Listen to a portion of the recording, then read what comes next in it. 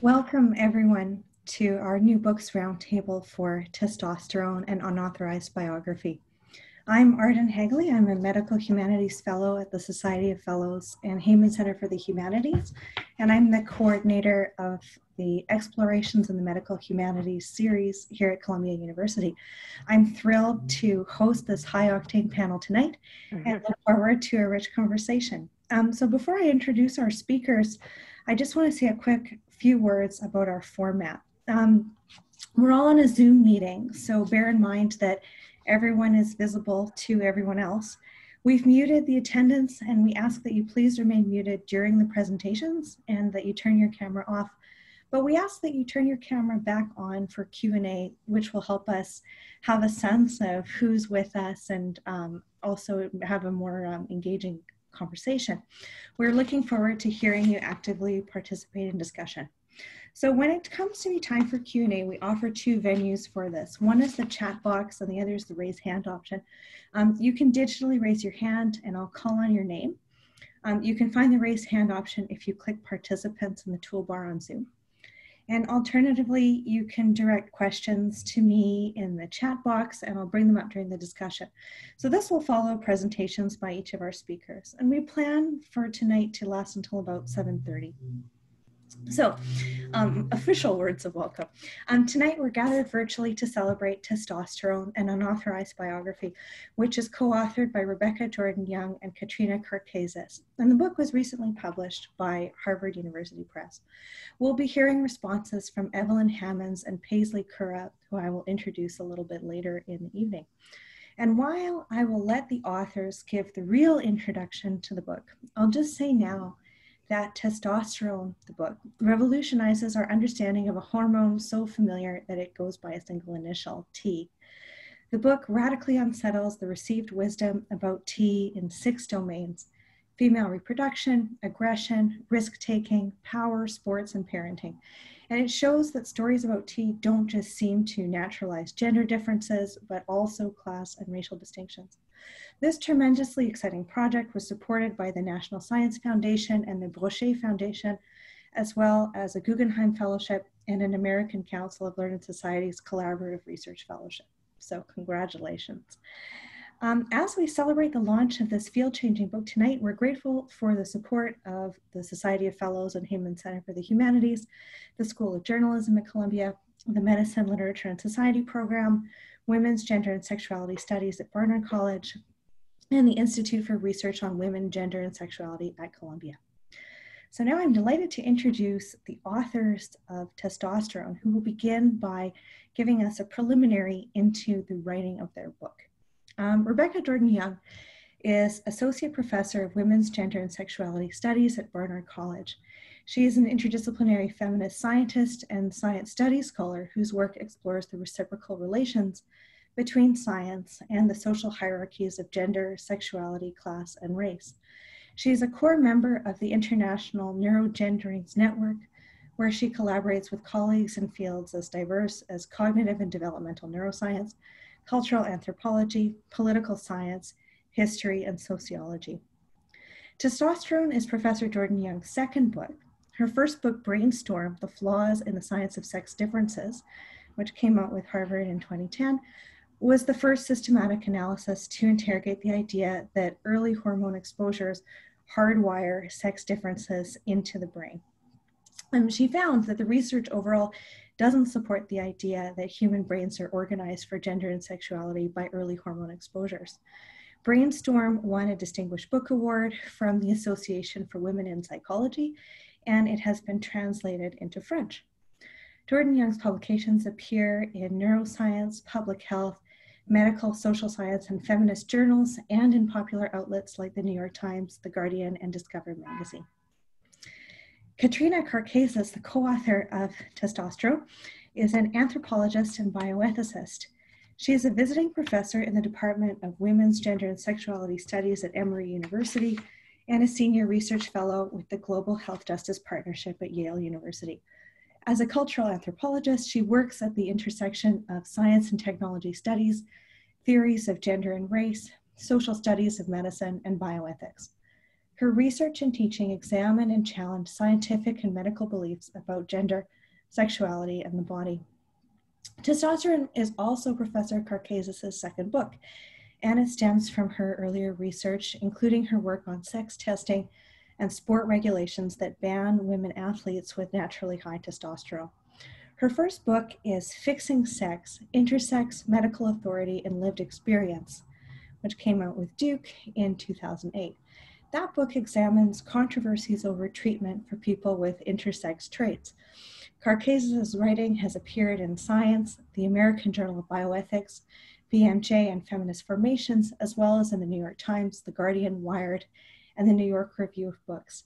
She's served as a consultant and expert witness for several high-profile cases at the Court of Arbitration of Sport, including Castor Semenya's CAS hearing and Duty Chan's successful appeal of the IAAF's testosterone regulation. So we'll begin tonight by hearing from Professor Jordan Young and Professor Karkazis, who will begin our roundtable this evening by telling us about their book. Welcome to you both. Thank you so much, Arden. It's a real honor and delight to get a chance to be here and to be in conversation. I want to first thank the Hammonds Center, you, Arden, and Eileen Galuli, and also Kay Zhang, who's doing some tech things. And I especially want to very warmly thank Evelyn Hammonds and Paisley Curra for agreeing to talk with us about this book. It's been, it was super exciting for us that both of you were willing to have this conversation, and it's an honor to have you read what we've written, let alone show up and talk to us about it. And I want to finally just quickly thank Katrina, who has been a dream collaborator. I know that a lot of people are curious about how you go about co-writing a book. And that's one of the most interesting things, I think, about this book, is the way that it grew out of both of our heads simultaneously, like a giant crazy growth.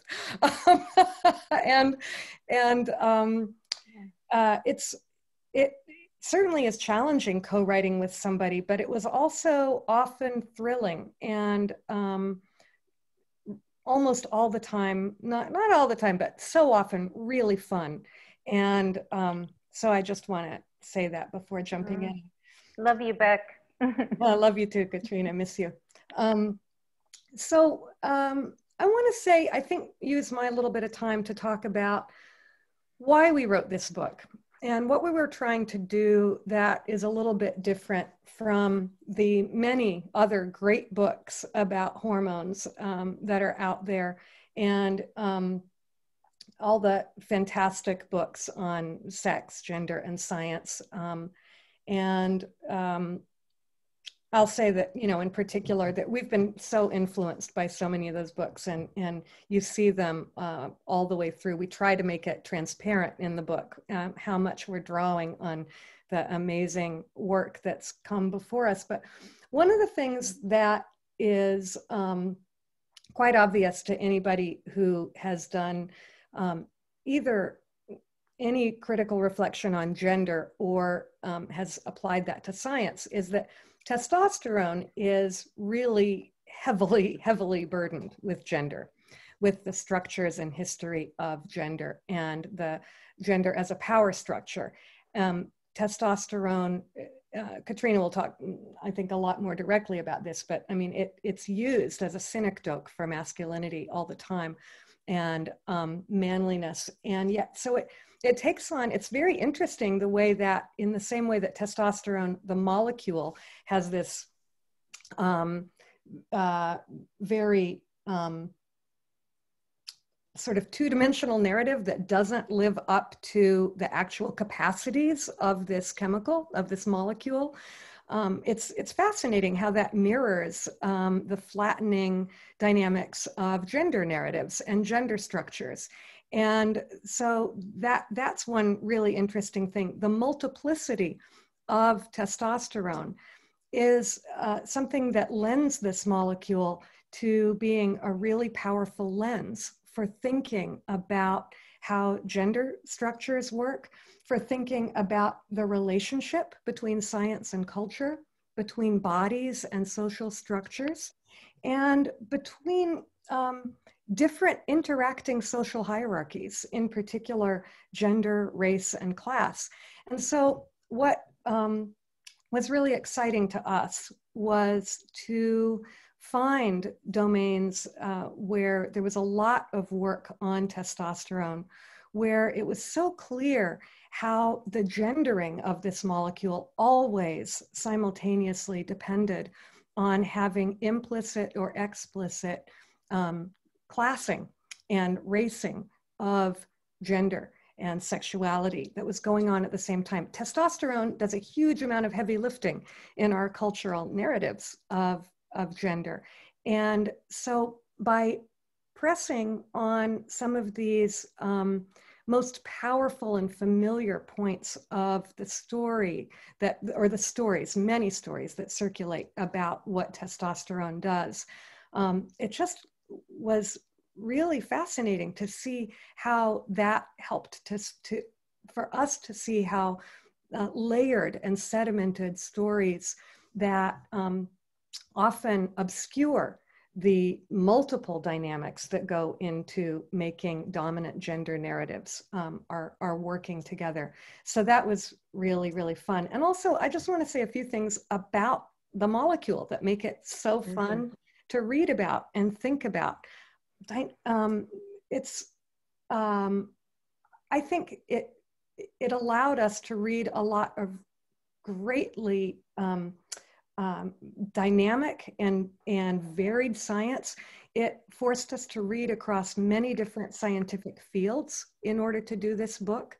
And it was really fun. At one point, we considered structuring the book around, in part, around the concept of science in silos and the way that particular narrow domains of disciplinary work on testosterone are not in conversation with other domains. And one of the ways that the mythologies get preserved is through narrow disciplinarity. So for example, people making a lot of the claims that are way overblown in the sports domain, where when Arden introduced Katrina, she talked about some of the sports work that Katrina has in particular done, but we've done a lot of that work together as well to examine the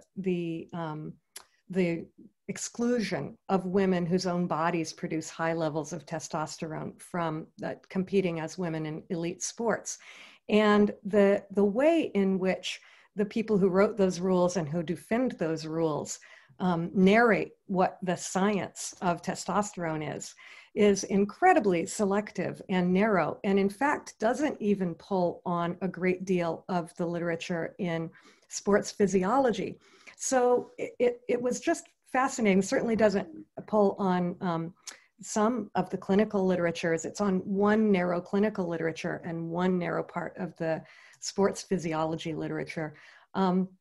We learned that when we were writing the chapter on ovulation. And throughout, we just kept seeing how the multiplicity, the many, many ways that testosterone can be studied. You have to shut that down in order to come up with a narrative about this molecule that fits binary dominant stories about gender. That as soon as you open up and recognize science as multiple and complex, the narrow, simplistic stories about masculinity being embedded in this molecule break apart.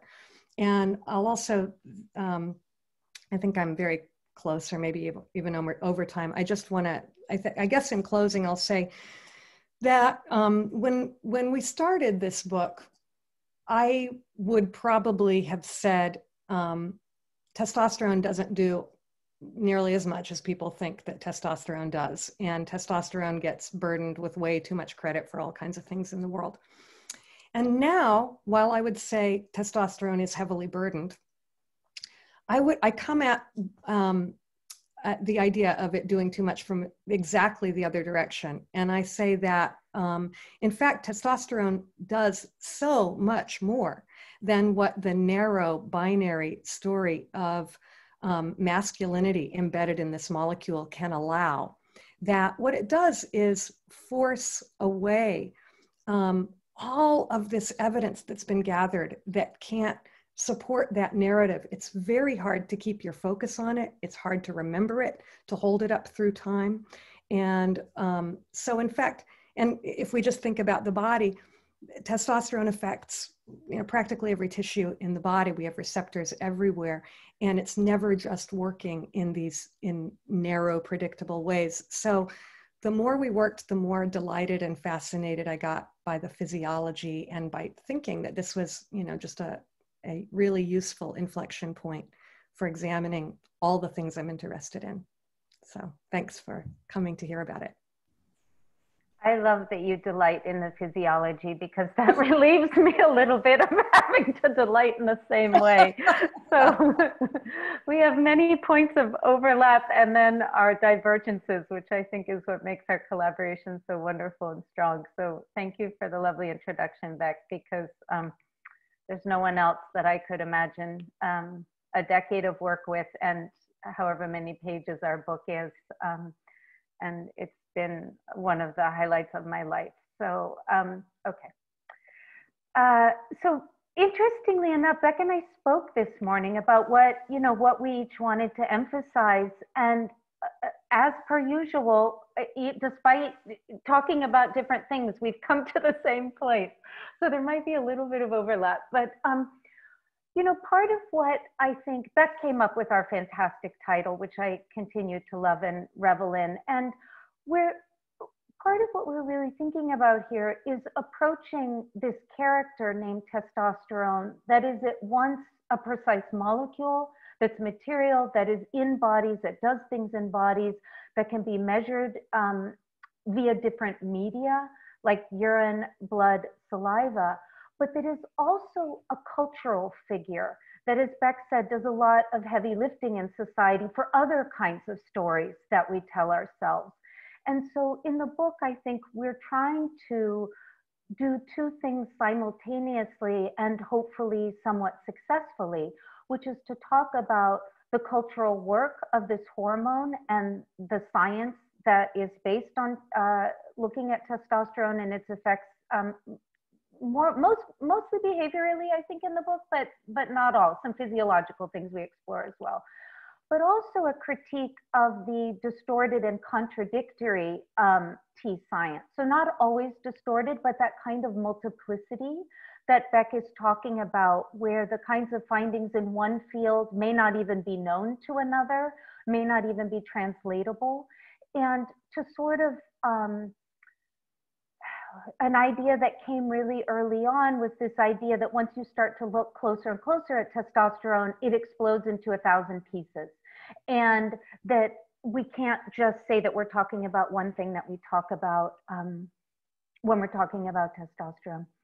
So another, I think, thread or something that we're looking at in this book is the way in which, going back, let's say, over the last 100 or so years, and absolutely even before testosterone was isolated in 1935, is the way in which these contemporary biomedical science is sort of this grand or epic narrative with protagonists like T that not only do cultural work, but very specific cultural work. And that work is a lot about boundary maintenance. It's about moral instruction. It's about creating norms. It's about not only how we should be, what we should look like, but where we fit in society. That is incredibly important. And so we don't quite articulate it this way, but I think one of the implicit theses of our book is that that nature is always going to be mediated by our imaginations, by our storytelling, by what we bring to those stories, and that for as long as I've been alive, life sciences, scientific knowledge, bioscientific stories are the most authoritative and strongest narratives in our society, because to appeal to biology is, in a sense, to say that you're appealing to nature. And there's a certain sort of truthiness, we call it in the book, to that, a way then in which that seals normative, commonsensical, taken for granted narratives about the hormone, about its relationship to masculinity, but even broader narratives around social hierarchies. And so it shapes, I think, these scientific narratives, these life science narratives shape nature itself, both through that boundary making, but also the kinds of cultural investments, resource investments, structural investments based on the value systems that are supported by these narratives. And most importantly, I think they sediment ideas about divergent biologies, irreconcilable biologies, binary biologies, which T really resists because it's along a curve, right? And even one of the first times we really thwacked our heads was trying to tackle an argument where people said there was a no man's land between men's and women's testosterone. And you would think it operates much like height, just for a quick analogy. And you would think that we would have been able to challenge this easily, but I think we probably spent a year of our life trying to figure out how to challenge this commonsensical yet incorrect and deeply problematic idea. So with these divergent biologies, this ties into the power hierarchies because there are winners and losers along these, or people who are in the top position and people who are in any position below that top position. And so in some ways, we don't reference, I don't think, this article in there, but there's a way in which sort of paralleling how race becomes biology, part of what we're interested in, and we do in some ways appeal to that. We're also talking a lot about how gender becomes biology, and that could be through our social circumstances, events, all of those inputs that affect his dynamism and all of those things that winning or alternatively losing or risk-taking or facing a challenge that sort of have very quick and short-term but powerful effects on testosterone levels, or other kinds of ideas that are thought of as less mutable, which might be the idea that not only, well, we sort of have to triangulate a couple of stories. Not only might Black men have higher levels of testosterone, but when we couple that with the story that testosterone is what drives aggression, then we're able to connect the third angle of the triangle, which is that Black men's higher testosterone is what is perhaps responsible. I mean, people claim this, I'm not claiming it, right? Responsible for the higher proportion of Black men in prison. And if that becomes the narrative that you tell, then it can lead to a series of what seem like rational but are deeply problematic social decisions about spending on education, welfare, policing, you know, other kinds of issues. So I meant to start my timer, but I didn't. So maybe I'll just make one more point and then we can move to our extraordinary respondents who I would rather listen to over myself. Is one of the terms that Beck and I developed for the book as we were trying to make sense of some of the walls we were hitting was a concept called T-talk. And I just would like to pull that out really quickly because it ties a bit into what I've been discussing now and sort of hoping to end on this point.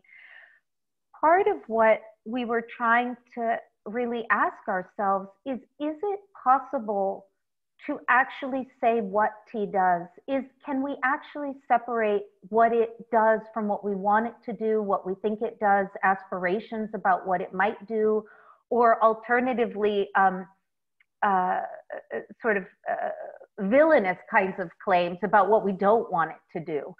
And so we realized that we couldn't pull this apart. There was no way, as much as we looked at the science and looked at it carefully, you couldn't necessarily disentangle some of these narratives from what was happening in the science, that they were always sort of deeply embedded.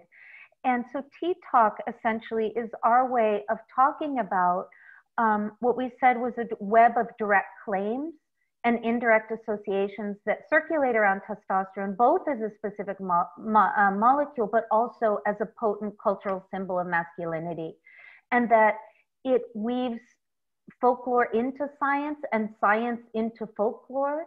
And as a result, the scientific claims about T can seemingly validate the cultural beliefs, not just about the hormone, but about the structure of masculinity and the natural relationship between men and women.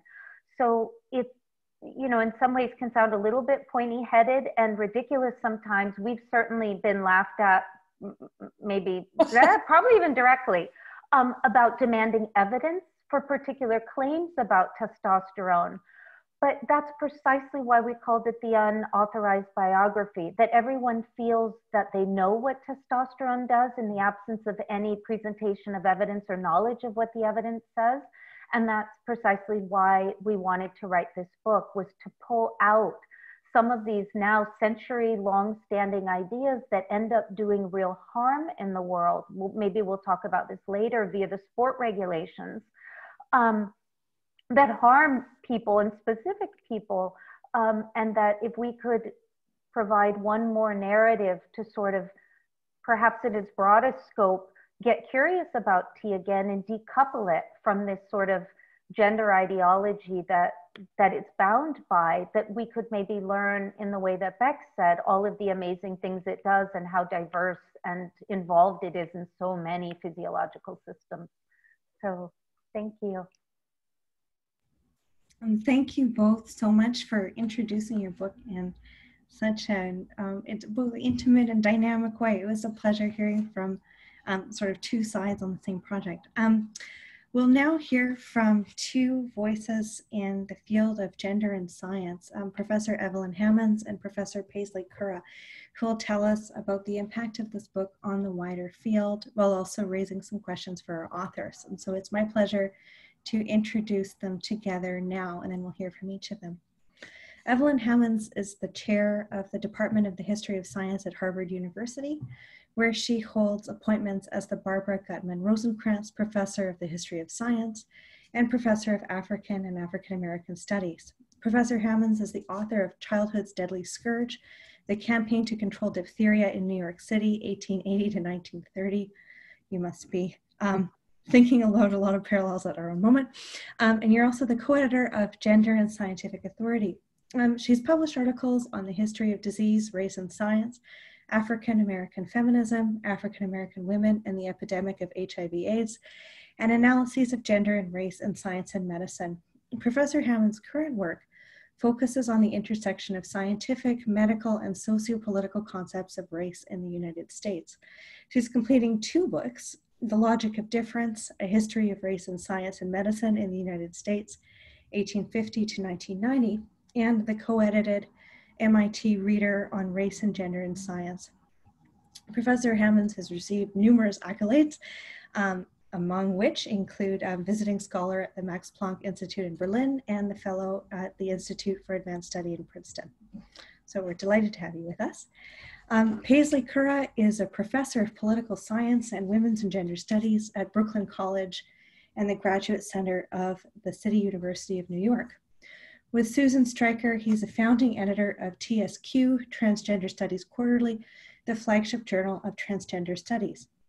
Curra edited with Shannon Minter and Richard Zhuang, Transgender Rights, and as a founding board member of the Transgender Law and Policy Institute, Curra has advocated for transgender rights at all levels of government. His current book project is Sex Is as Sex Does, Transgender Identity and the Politics of Classification. And I'm thrilled to say it's forthcoming from New York University Press. So everyone, please join me virtually in welcoming Professor Hammonds and Professor Curra to comment on testosterone. Oh, thank you, Arden. It's really great to be here. And I'm so happy to have the opportunity to comment on testosterone and unauthorized biography, because I think that Rebecca and Katrina have done an amazing job in telling a story that is so complex, so layered, so important, and actually is an exemplar of the kind of work, and certainly in the social studies of biology and the life sciences and the connections to the world. And so this is a perfect kind of study, complicated beyond belief, because testosterone itself is complicated. So my comments sort of reflect a number of questions that came to me as I was reading the book, which I think is beautifully written. And I love the way you crafted the chapters. And the keywords that lead us into the chapters, which include, let me just turn to my book for 1 second to make sure I grab the ones I was thinking about. Ovulation, violence, power, risk-taking, parenting, athleticism are, in my view, absolutely the right ones to think about. To take on something as complex as testosterone and as so scientifically and socially, culturally laden. And I think a couple of times, and one of the things I was struck by, a comment you made. So I have, let me just say right now, I have a very bad cold. So I'm going to be brief because the longer I talk, the more I'll start coughing. This has just happened. That you said something that I think sort of could have framed the whole book. Hormones are technologies for making gender. And at the same time, I would say they're technologies for making gender and for making gender stereotypes. Mm-hmm. And the thing is that the imbrication between what this chemical, right, can do and the stereotypes the chemical is ascribed to have been responsible for, mm-hmm. take us into probably one of the best cases next to race that talks about the ways in which the traffic between the quote-unquote scientific and the quote-unquote social actually happens. Mm-hmm. And I think it's just such a fascinating case of it. So I just want to make a few points about it. The discussion of aggression focused in on the ways in which that whole set of, in one set of the studies that you looked at, had to do with looking at Black male criminality. Mm-hmm. But aggression is so much broader as a social issue, mm-hmm. that the comparison to me is, so Black criminality is defined in this way and led to a horrific history of mass incarceration with devastating social consequences. But there's also another kind of aggression that has a long history with devastating social consequences. Let's compare Black men in prison and white men running Wall Street. Mm. They're very aggressive. They display the most aggressive behavior in the long history of what happens on the floor of Wall Street and what it measures, what's going on in the economy. But that aggression is valued, right? And the other kind of aggression, Black men who create, and that aggression can be criminal. Mm-hmm. Steal people's money or do very bad things with other people's money or short trades or all kinds of things that there are rules and regulations about. You can go to jail for being too aggressive in Wall Street, but not in the same way, right? Not in the same way, because it's white. It's read as white. And the other kind of aggression is read as Black, and it's read as violent. Mm-hmm. Even though I would argue that what white male traders on Wall Street do is violent. Mm-hmm. It does violence to a whole host of social norms. Okay, so I still have my voice. Mm-hmm. Let me just get to my main point. I love the book. I think it's extraordinary. But at the end, I want to understand something better. And do we need better thinking about testosterone? It's what you all say in the conclusion. Or do we need better thinking about what sustains biological narratives that confirm social stereotypes? Mm-hmm.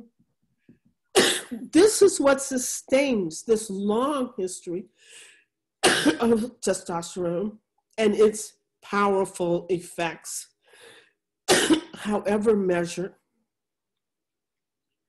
But why, what is that cultural need, especially in a racially stratified, racially gender and class society as in the United States? What do you need a naturalistic explanation for, and what sustains it? So I'm sorry I'm coughing, and so I'll stop. I have other points, but you don't want to hear me cough through them. I feel incredibly thankful to you that you have shown up with a cough like this. So thank you so much. It sounds painful. Yes, thanks. Can I ask, thank you so much, Evelyn. It's amazing. And I forget, format-wise, are we going to hear from Paisley next and then engage all together? Okay. Yeah, I think we'll hear from Paisley next, and then the two authors will have the chance to address some of the questions that were raised. Great. Yeah, thanks. I just need to remind you. I've been teaching on Zoom for like 6 months and I still forget to unmute myself. But I just want to hold up a picture of the book because it's a beautiful book, you know, on the inside and on the outside. So you should all run and get a copy. I really can't say enough about it. It's brilliant and it's meticulous. And, you know, you're not going to be bored by this book, even though there's so much science in it. And I like, you know, I'm not a science person. It's accessible. There's moments of, it's actually kind of funny sometimes, and it's carefully argued. We could say it's rigorous, which is such an important word in science. But what I really like about it is that it rejects this kind of constructionist versus materialistic kind of binary. It just doesn't go there, which is great. So instead, drawing on work of like Anna Marie Moll's concept of enactment, or Karen Barad's notion of intra-action, or Amadi Macharik's point that scientific facts are less about discovery and more about the making of reality by assembling heterogeneous materials, Katrina and Beck show how tea is this multi-purpose molecule. So it's ultimately fungible and depending on the context. So as they point out, different facts about tea emerge from different contexts. And what's interesting is like some of the facts that emerge from different research programs, sometimes they're not just different or partial, but they're just actually irreconcilable. But so tea has this superpower. It's this superpower thing, but it's not the superpower that people think it is, right? As the authors say, it hasn't been proven to explain differences in risk-taking and aggression and athleticism. Sorry, I can't do that word tonight. Aggression, power, but it still does so much work. As Beck and Katrina recount, the story of tea, which starts with its pre-theoretical status as the male sex hormone. So researchers go in there. So that, you know, I do transgender studies, but you know, when I teach, sometimes I forget who is supposed to be XX and who is supposed to be XY. Like, I'm not good on science. I'm just not. So I learned a lot. So, and I think, you know, researchers already know that that testosterone exists and that it causes all these masculinizing effects that are, you know, really social. So that's the starting point of their analysis. So no matter the contradictory evidence, it keeps going and going. It pops up hither and yon as the arbiter of the gender binary, no matter that the studies are not doing what they're supposed to be doing. So the story of tea's hold of the popular imaginary and on the scientific one, and Katrina and Beck describe it as there's always these great turns of phrase in the book, as an alchemy between folklore and science, makes it just immune to discoveries made the scientific process that might undermine the central truth. I mean, I didn't know the term p-hacking, but now what a very cool word, like finding correlations after the fact. So all the, you know, the data if the data aren't quite right, they have to be overcome. You know, you have to kind of keep trolling through it to find the correlations you were looking to find. So tea does.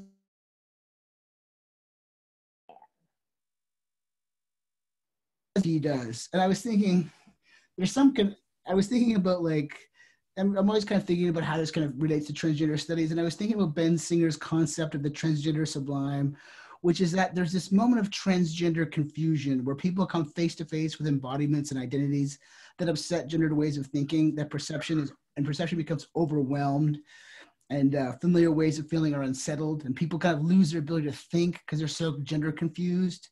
So the empirical reality of a person whose gender is just way, way out there casts everything else in disarray. So Ben would talk about a trans woman going to an ER department with a broken arm, and the resident would look at her and clock that she's trans and say, I'm sorry, I can't treat a broken arm. I don't know how to treat transsexual people, you know? And I mean, another example is what I,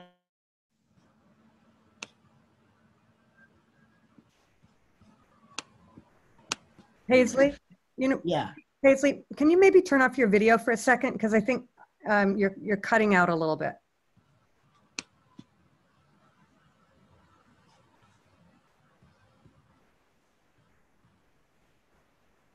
Oh no. We've lost him to the white circle. Oh.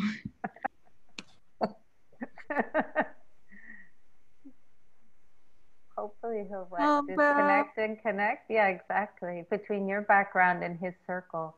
Oh, there he is. Yay. Okay.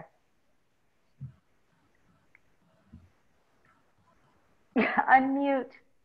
Unmute, Paisley. Got it. I go to the DMV with a letter from a surgeon, and the clerk says, oh, this isn't going to work. It has to be from a medical doctor. So she was cool, apparently, on the trans thing, but her ability to think like a person, like she would normally think, is like, she's like, oh, it has to say medical doctor. It can't say surgeon. So, but what's interesting about those examples is that, sorry. What's interesting about those examples is that it shows that that trans kind of can unsettle everything in a brief kind of moment. And there's something sort of like cool and possibly transformative about those moments. And then maybe think about like testosterone doesn't have the same effect. The story of T is like immune to empirical messiness or contradictions. So for example, if some women don't align with the myth of T, then they're not women.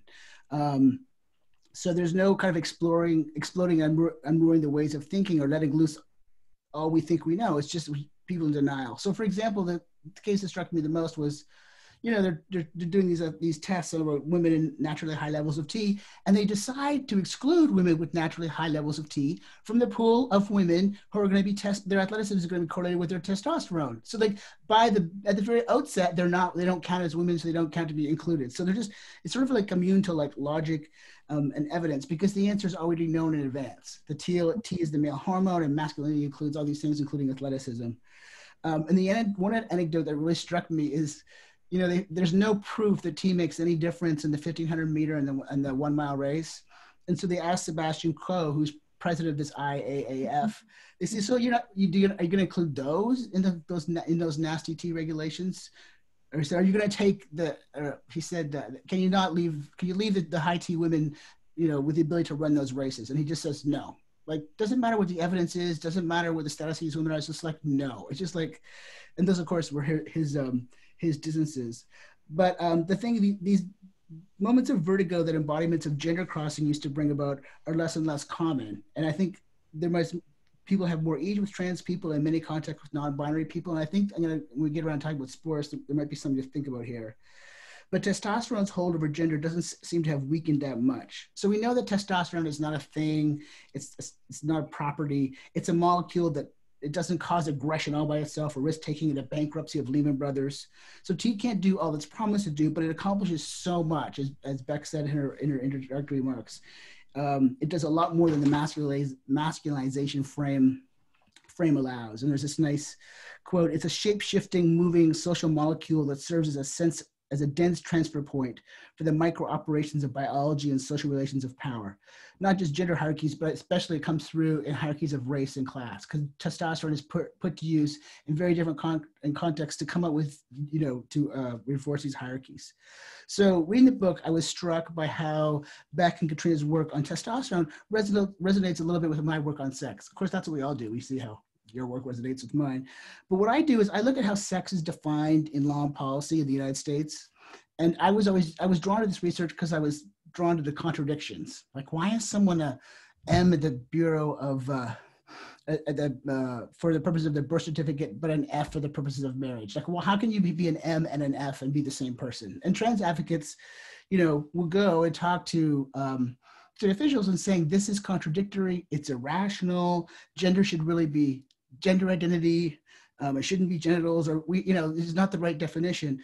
And it was like the policymakers and the activists were having different conversations. The policymakers were saying, we have to kind of look at the effect of your definition on how our government operates. And the Department of Homeless Services is fine, but the Department of Corrections is not, and the Human Welfare, Administration is also not happy. So they were seeing, activists were caught up in the contradictions, but policymakers were seeing sex as a technology of governing. So sex is a legal effect, and of course it changes depending on what the function of the particular state actor was doing. So at that point, I stopped trying to figure out what sex is, and I just used the term to refer to some classification that's backed by the force of law. So sex just becomes an effects of different government rationalities. So then I just kind of turn my attention to what sex does. And that's where I see the project is similar to Beck and Katrina's positioning of their work on T. Because they say the aim of this question is not to settle an imagined dispute about who is right. Different ways of studying an object don't show different sides of it. Rather, they enact different versions of it. So T is put to use in all these different contexts. And so that kind of, in a way, can explain some of the contradictions. Because T's most important status is as the ideological technology that makes hierarchies of oppression keep on going, and it has to shift.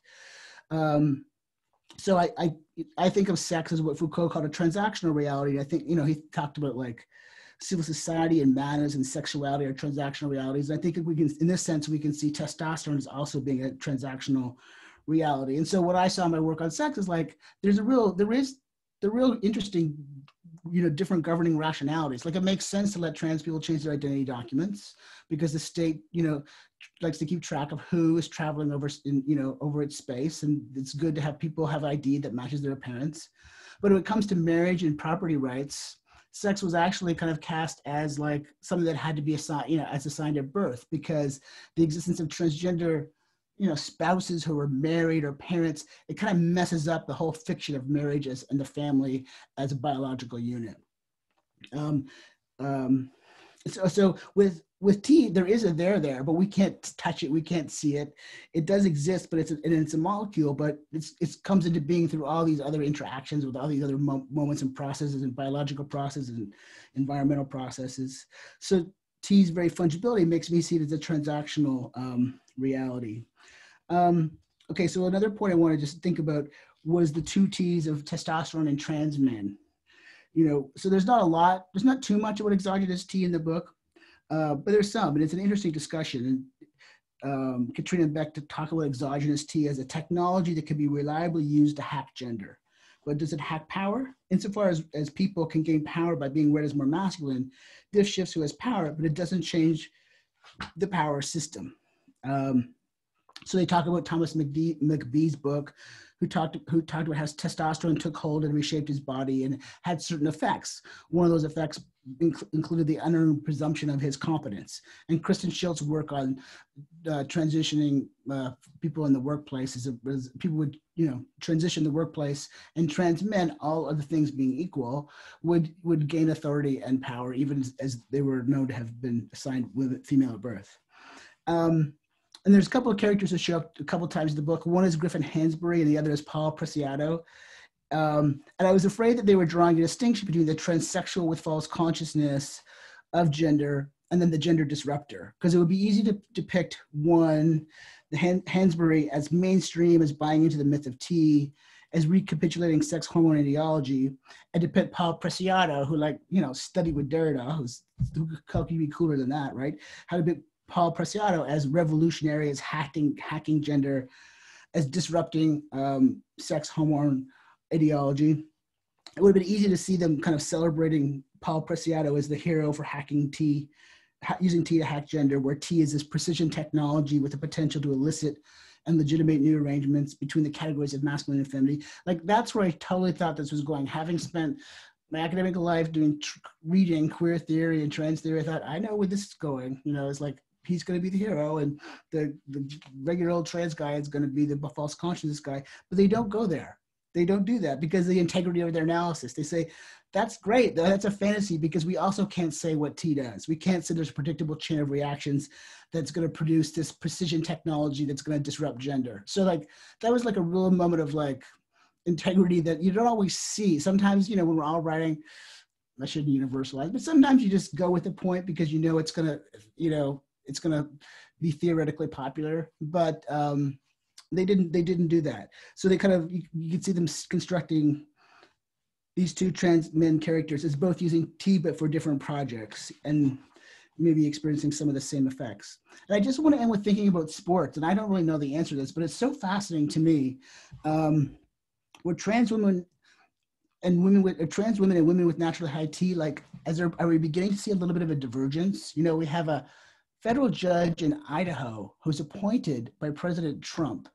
So those people are not like your normal Republican judges. Those Trump appointees are way on the right.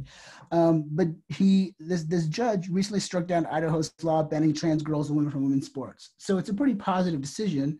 Then we have this IAAF policy, which basically says Caster Semenya is not a woman because women can't do what she does and women can't have the tea that she does, even as she is a woman. So what explains this? Is there a divergence? Is like trans settled into kind of a recognizable, legible identity politics category that people are comfortable with, and but people who don't identify as trans kind of bear all the burden of gender policing.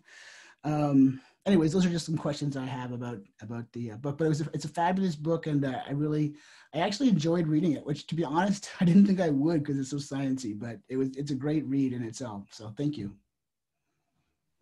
Thank you. Thank you so much, Paisley.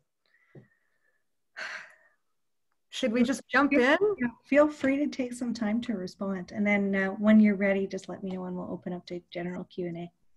Well, I know, I mean, Katrina, we joke we stole a line a long time ago from Raina Rapp and Faye Ginsburg, who described themselves as one head with two high knees. And sometimes that's what we do. So let's see if this works. I'm going to reach all the way back. You guys generated so many great questions, and I just want to say that I'm just so humbled and honored with the appreciation that you brought to us. So this means so much to me. Thank you so much for that. I'm going to reach back to one of Evelyn's first comments and questions where talking about aggression and that insight that you had about the different forms of aggression. It's so potent. If you look at, go into the mid to late 20th century work, especially on aggression. And one of the things that you find is this enormous amount of attention to thinking about what do we really mean by aggression? What's the best construct? How are we going to measure it? And, you know, is it dominance? Is it violence? Is it, you know, what part? How do we measure it? So both, what is it theoretically? What's the construct? And then how do we measure it? But what is embedded in the idea of human aggression from those very first studies is a racialized habit of seeing certain forms of aggression as productive, yes, and as yielding. For example, oh man, my brain is breaking in terms of the term I want right now. But to use the pro-social.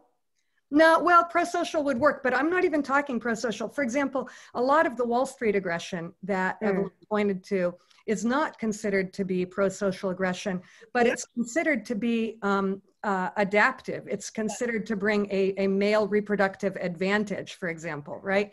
And this idea of the tangling of evolutionary stories about adaptation and masculinity and race are really huge. So one of the things that I don't know if we ended up ever using this phrasing, but we saw, I think we did somewhere in there, where the idea of, you know, who can wield aggression in a way that is ultimately productive versus wielding aggression in a way that is dangerous and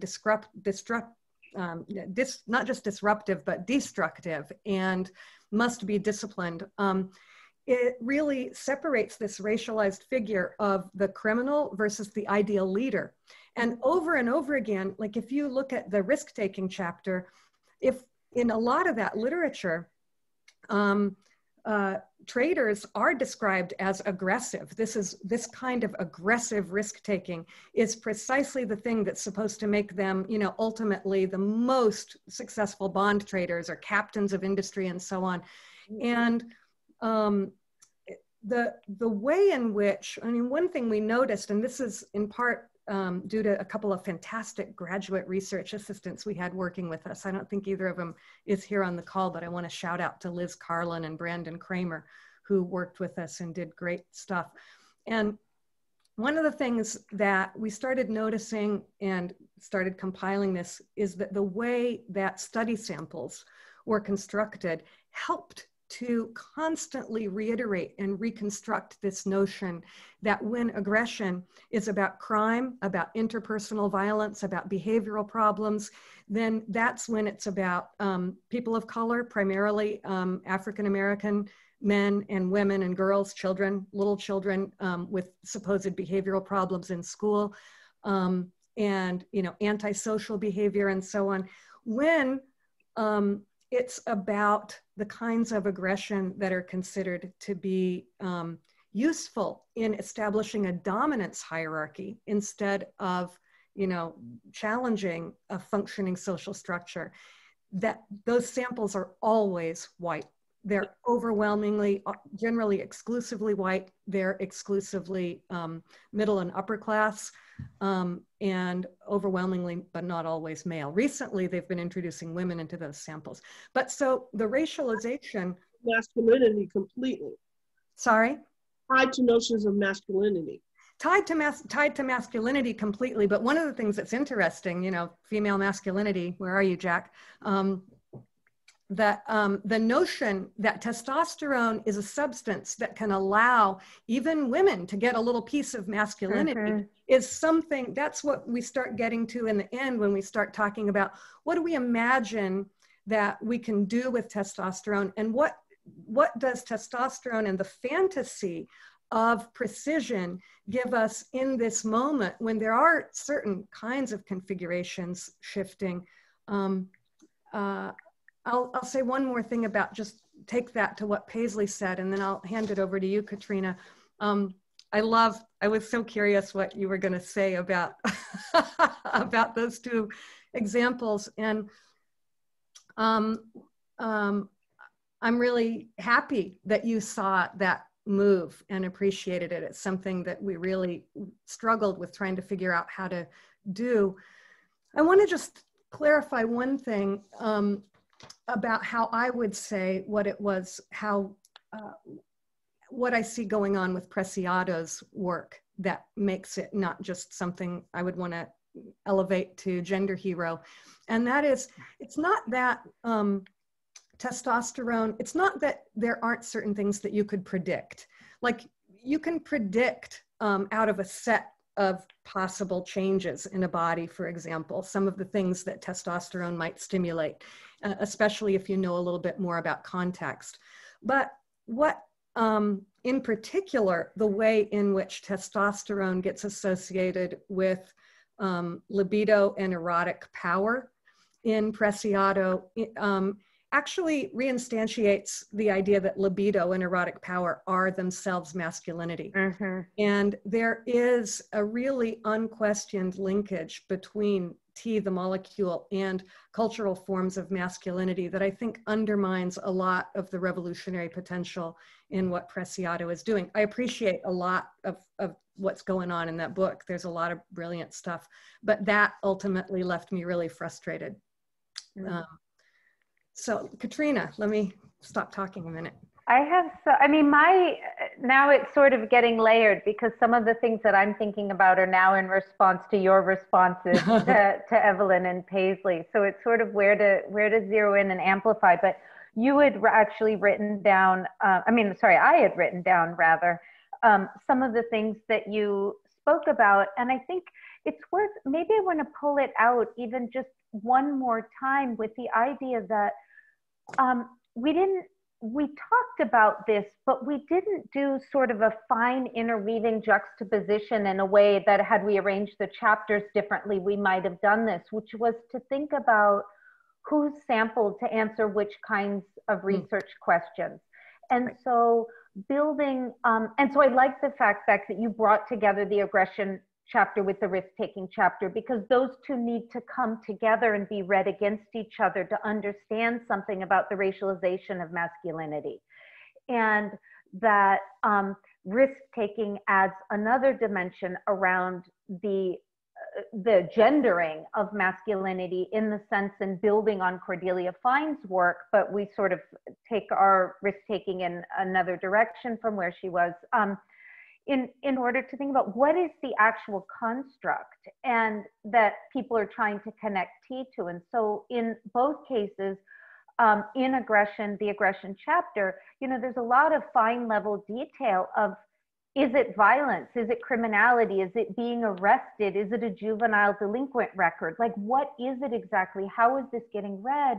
And a lot of the sloppiness around sort of taking studies unilaterally as though they're all measuring the same thing.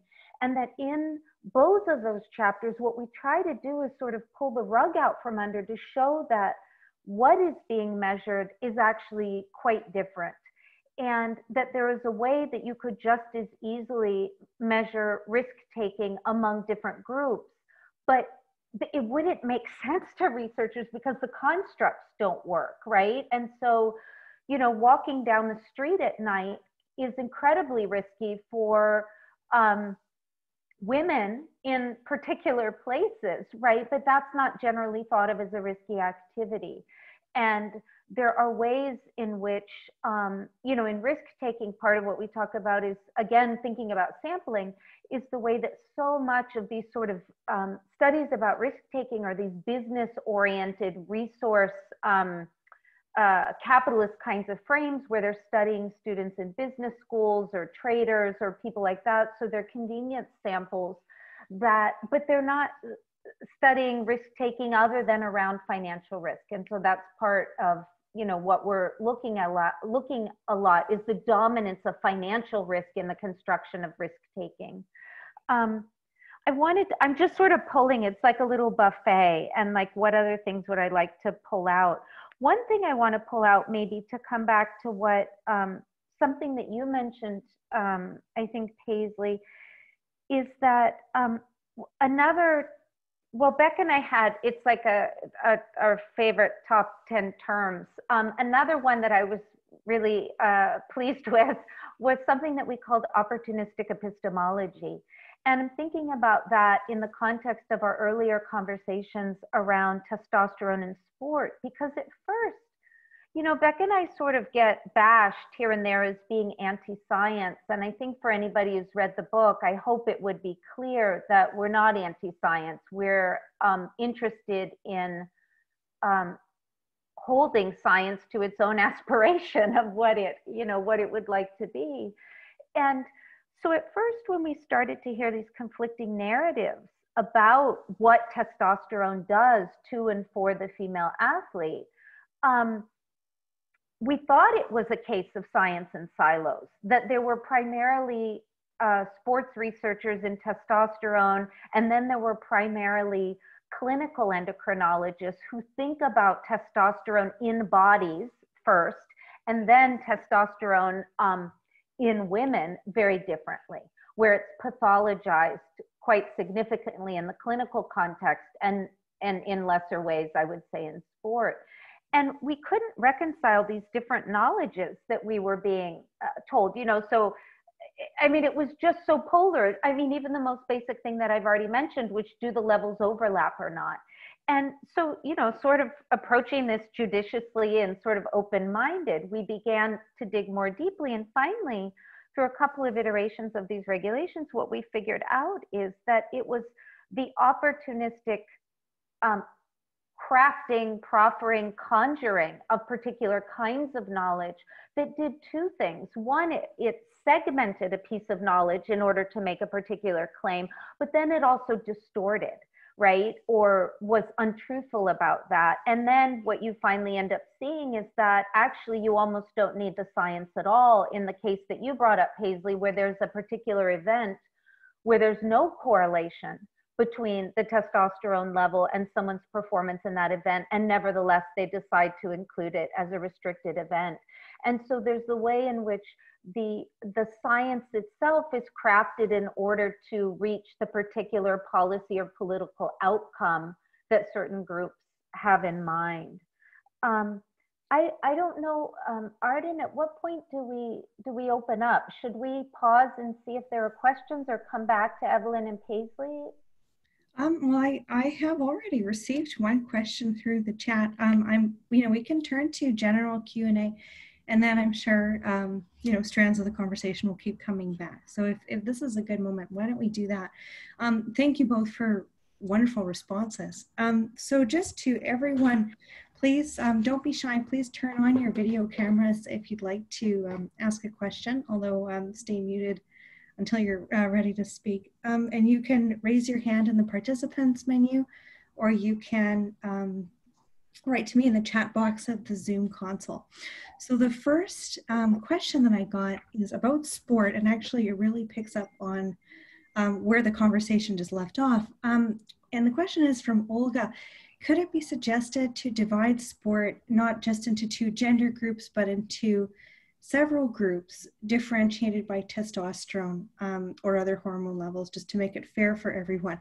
Like the analogy is a division by weight, like you'd see in boxing with lightweight and heavyweight boxers. Is it possible to use that kind of framework for thinking about different testosterone levels in more than two categories? Mm-hmm. The quick answer is no, but then Beck, do you want to say why? No, you say why. I just spoke. You say. No, take it away. Well, what I would say in a quick and dirty way, no.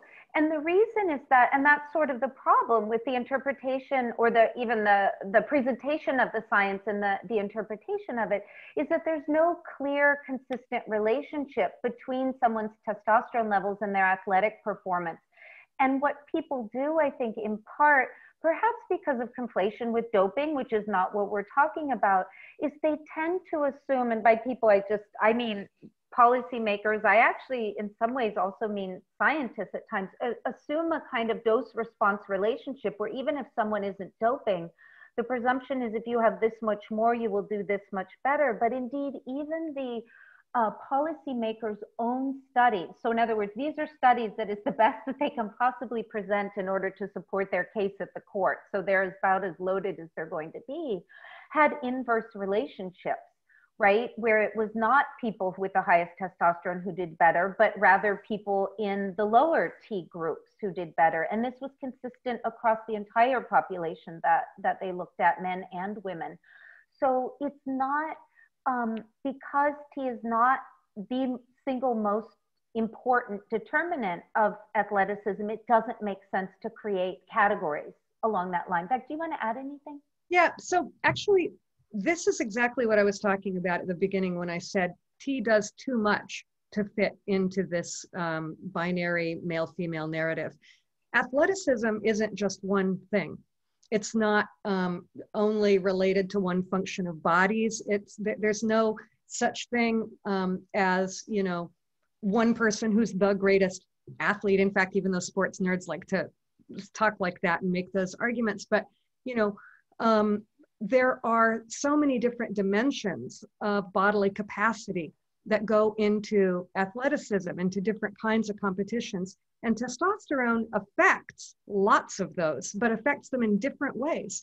So sometimes the effect that testosterone is having might actually diminish a capacity that's relevant for a particular sport, even as it's enhancing certain others. But it also isn't just that testosterone's capacities could be arrayed like this, and you could, come up with some algorithm, but it's all profoundly variable from individual to individual. So depending on things like your receptor activity, how your receptors are distributed and so on, it's profoundly complex. And this is this really interesting thing.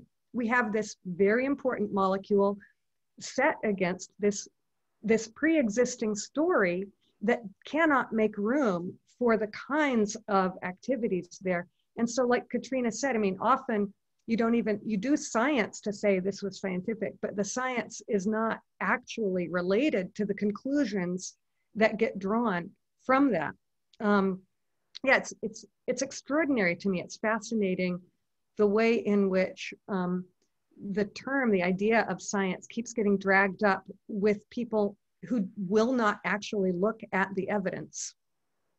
Can I add one more quick thing?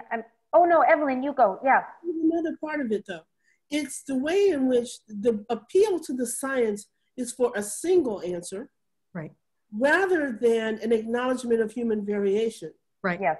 It can manifest itself in different ways. It's not bounded by gender. It's not bounded by particular aspects of athleticism. It varies. Right. And there are a host of complex factors that create the variation that people don't want to deal with. Too messy, too messy, too messy. Mm-hmm. And human variation is real. Right. Mm-hmm. And in fact, I just want to say this connects to the thing that you said at the very end, Evelyn, which I think was beautiful and is a better final message. Actually, it's not, I mean, do we need better stories about testosterone? Ultimately, is that what we're aiming for? And I think you said, do we need to think better about what sustains biological thinking about human hierarchies? That's a paraphrase, but this is a way in which, testosterone is this vehicle. It's set up to be a binary hierarchical thing. And if the answer you give can't fit back to that, if it's really about variation and dynamism, then the story doesn't work for the purpose that people are seeking it. I want to add one thing really quickly because I've been thinking about it. For people who don't know, Caster Semenya, who is the most recent athlete to have brought a case against these regulations, lost her appeal just in the last week. And one of the things that I've been thinking about a lot are not only the way the mechanisms available for redress and justice could only recognize a scientific narrative. So it actually didn't really matter what the narrative was, as long as it was cloaked in something that was delivered by authoritative scientific voices, those understood, which I am not one, Beck is not one, right? So even our knowledge does not count as scientific knowledge, right? It's framed in other ways. But it was done in these venues too, where you couldn't simultaneously address the harm that happened to women. And so this one narrative gets elevated as though this is what matters. And these court systems are not set up to even think about or address constitutions, because those aren't relevant in these situations, nor to address international human rights law.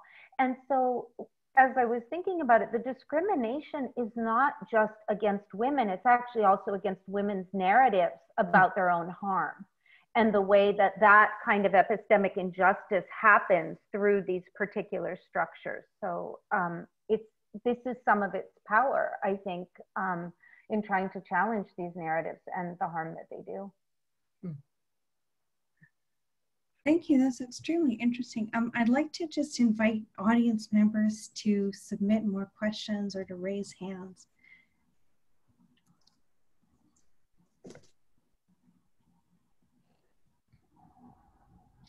Eli has a question. Hi, Eli. Hi. Wow, this is a big Zoom call. Well, I am an undergraduate who is kind of straddling the line of humanities and sciences. So I do kind of study cognitive sciences, but have also kind of gone into stuff relating to gender, but then also have kind of plans to eventually enter the medical field. And when I've been, and like it's kind of early thesis season for undergrads at my college, and I've been trying to kind of construct a question about how the ways in which kind of medical practitioners discuss gender in kind of patient interaction, how they can really adversely affect trans and gender nonconforming people while trying to get care. And as someone who is gender nonconforming, as someone who like has kind of had the luxury of the informed consent model for any gender related care, I kind of wanted to ask, like, what is the ideal way for me to, or actually not necessarily just like to ask like, oh, like what should my method be, but based on these kind of proposals of thinking about gender differently, how, and with having like, I guess a little bit of kind of scientific merit, how can I adequately kind of survey people's voices who have not been included in this narrative, like the patient's view, and how can I present them to practitioners, even though kind of the default has been to ignore anything that doesn't kind of like fulfill the pre-existing, like, okay, like you are just going to be functionally like male or female, like when you enter the examination room. Yeah, that was a little long-winded. Am I muted? No. No, you're good, Beck. I might just start by suggesting somebody that you could read to start helping. And I would really seek out work by J.R. Latham on this. I know you were going to say the same thing, Katrina, right? I was. It's just, yeah. Yeah. So J.R.'s book is not out, Joe Latham. The book isn't out yet, but there are a couple of articles that will be really interesting and definitely speak to the kind of work that you're thinking about. One in particular is called, it's called A Praxeography of the Gender Clinic, which is the one I think you should read. Yeah, I agree. Start there. Yeah. And good luck. It's very important, interesting work. Yeah. Thank you. We have a comment through the chat from Gail Rubin, who says, with respect to this conversation, Stephen Jay Gould's comment, which I think was a quote from someone else, comes to mind, something to the effect of making nature herself an accomplice in the crime of inequality. Yeah. Just wondering, does Beautiful. that resonate with you? Yeah, beautiful. Yes, so does the magic of Gail Rubin resonate with me, but yes, the quote too. I can't believe we get to see Gail here. It's hard to contain myself, but this is a very happy Zoom call. Yeah, I mean, I don't know that there's much to add, but I think it's that appeal to nature is what gives this its power. And just by mentioning biology makes that connection. And that's sort of what we're up against. So, you know, and it's we haven't mentioned him yet, Beck, so we should. You know, one of the biggest storytellers around sort of these grand narratives is Andrew Sullivan, in terms of connecting testosterone to sort of, Evelyn, I just saw your face, you know, connecting testosterone to these really long-standing hierarchies. And so for him, T is Y. I mean, he hasn't written about it lately, but T is Y. The frustrating to like, really? You don't sound that frustrated, Andrew. The frustrating continuation of inequality, the persistence, the difficult fact that we can't get rid of this. It's similar to, you know, the way lots of psychologists of sex and gender write too. It's a really, biology in general and testosterone in particular is a really good foil for saying, you know, don't look over here, you're wasting your time trying to do anything, that's crazy, pointless, damaging social engineering. Let's just accept that this is how it is and get on with it. Everybody go to your corner and develop your special strengths, you know, your special girl things or boy things, and then everybody will be fine. Yeah, so, right, you're right, Gail. We have a question from Brent Allman, who says, if you're familiar with Joan Roughgarden's biological definition of gender in her book, Evolution's Rainbow, can you give your thoughts on the validity of those definitions and how your research supports or weakens her arguments? Beck, can you do that? Because I haven't looked at that in a really long time. Yeah, that's the problem. I mean, I haven't looked at it in too long to be able to answer that question well. It's sorry,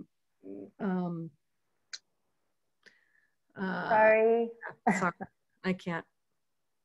No worries. But it sounds like we should, because it sounds like there's something fruitful Go back, there. you know. Yeah. I had one other idea. Was there another question or? There is, but go on. Yeah, no. I would rather give room for questions than my ideas coming up. Cool. Well, in fact, this is a really important question.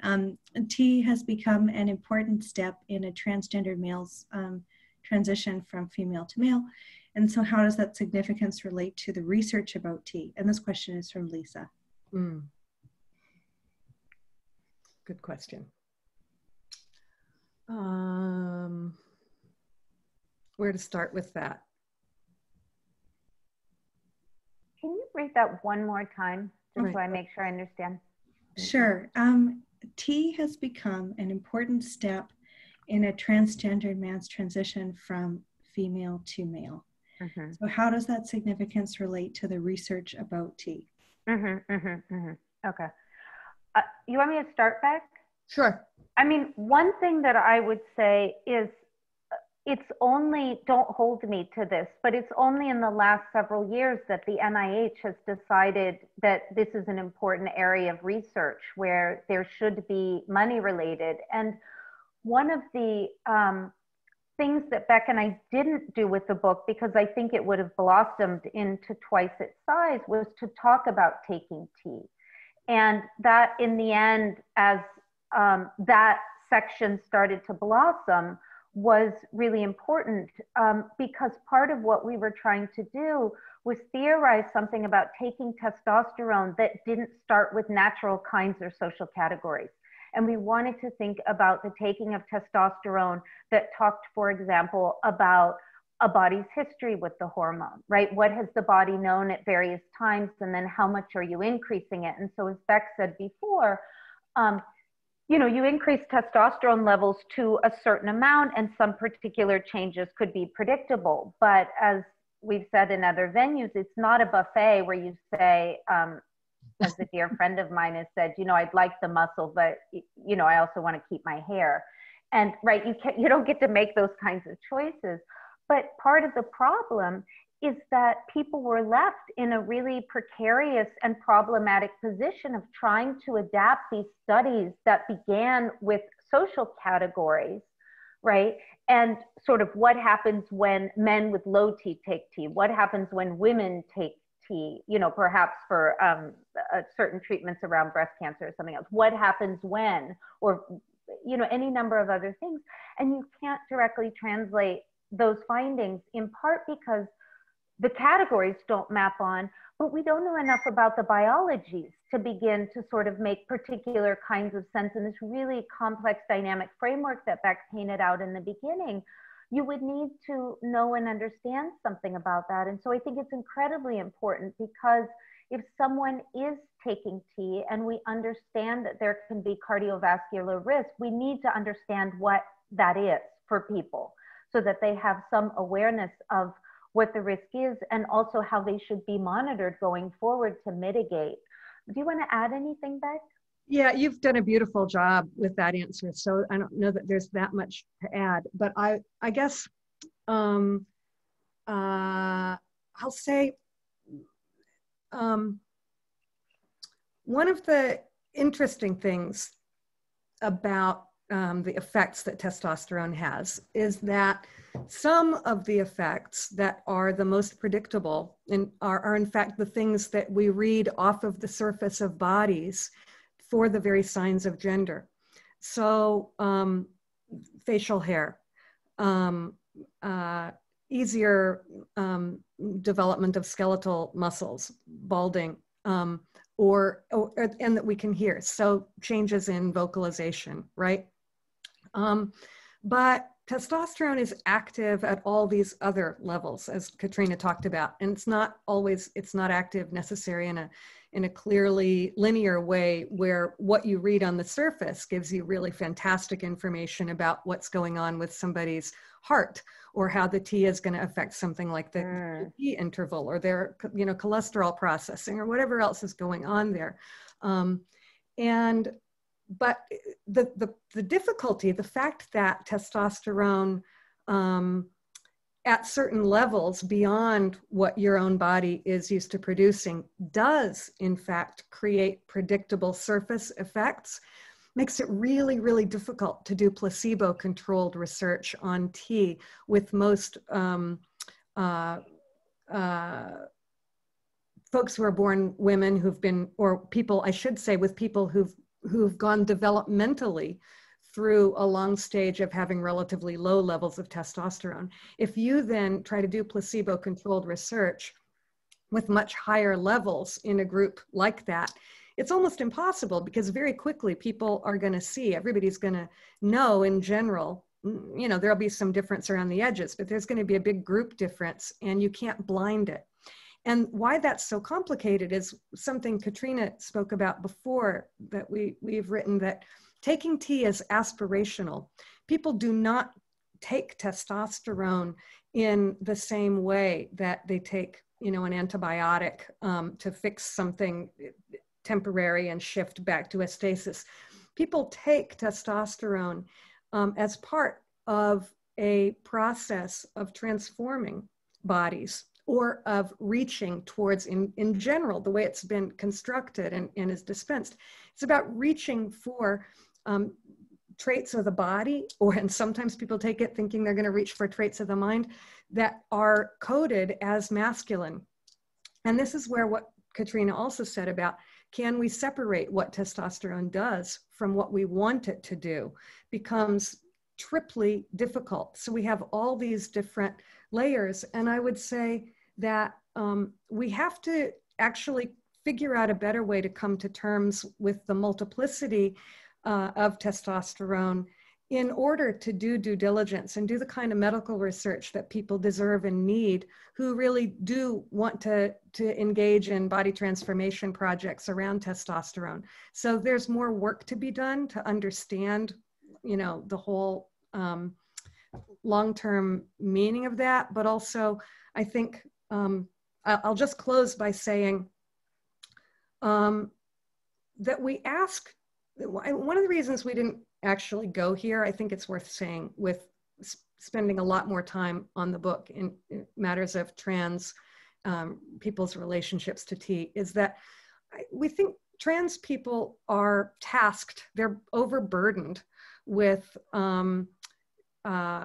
being the people whose lives are examined in relation to gender and bodies and biology. And part of what we wanted to do was soften that focus a little bit and remind everybody of the ubiquity of the stories about testosterone and the ways in which those stories, it's a lot more difficult to notice the air that you breathe and the water that you're in terms of just broad gendered expectations. And I think all of those threads might relate to the story, to the question that you're asking. I don't know that overall the answer is satisfying, but that's what I've got. Thank you. So now I'm just conscious of time. And we have two more questions, but I'm aware that Evelyn has to get to another meeting at 8 o'clock. So I think we do have to adjourn pretty soon.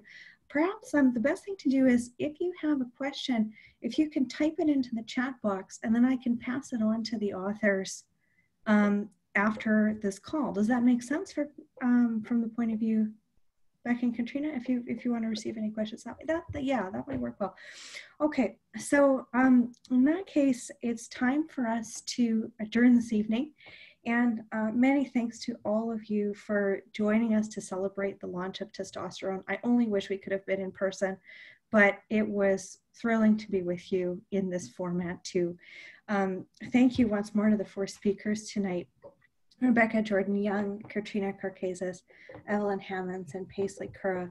And thank you as well to the staff of the Society of Fellows and Hammonds Center for the Humanities for all the amazing work that went on behind the scenes to produce the event and make a poster and facilitate everything. It was just so wonderful. So everyone in attendance, we wish you well for a very safe and healthy fall. And thanks for wonderful questions and participation tonight. And congratulations again to the authors for their book. And thank you, everyone. I really appreciate it, everybody. It's just during this time, reading something that you don't have to do and showing up for an hour and a half is an incredible gift to us. And then the words I'll never forget. I'm going to admit that I did text Beck at one point and say, is this really happening? Because I thought I would faint in my chair from the kind words. So thank you. It means a tremendous amount having followed both of your work. So It really does. Yeah. Thank you. All right. Bye, everyone. Hi, thank Bye. you. Good night.